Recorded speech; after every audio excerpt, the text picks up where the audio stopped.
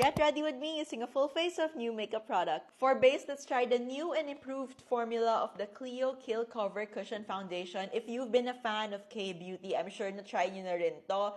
This one claims to have a lighter feel na daw. Anyway, this also has a high coverage and long wearing pa. Ooh, okay, let's tap the excess. Easily covered like my red face. Okay, I'm done with half of my face. Look at the coverage. Super, super thin layer lang to ah. For powder, we're still going with my favorite from Laura Mercier. Let's see how it will work with this base. Ooh, wow. Kita nyo, umangat-agat yung eyebrows ko.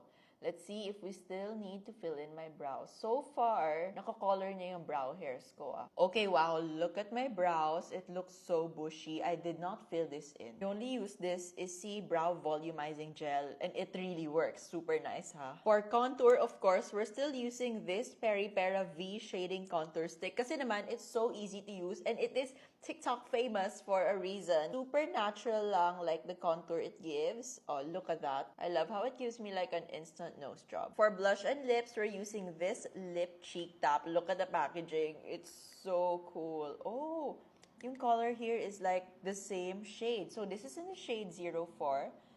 Oh wow, it's so balmy. It makes my cheeks look so dewy. I like how this is buildable and it gives my skin like a glossy look. The shade is so nice, medyo berry. Let me add more. Let us set my base first. So we're using the Banila Co. Prime Primer Setting Fixer. I've used this na before and my god, super nice siya and even the mist, super fine. Anyways, for mascara, we have another Clio product. This is in the Volume Curling variant. I've read so many good reviews with this and it's also Korea's #1 mascara. So let's test it out. So far, it's not clumpy and it's giving me like a clean girl eyelash type of look. So this is with 3 layers of mascara and this is without. So far, it did lengthen my eyelashes and volumize it.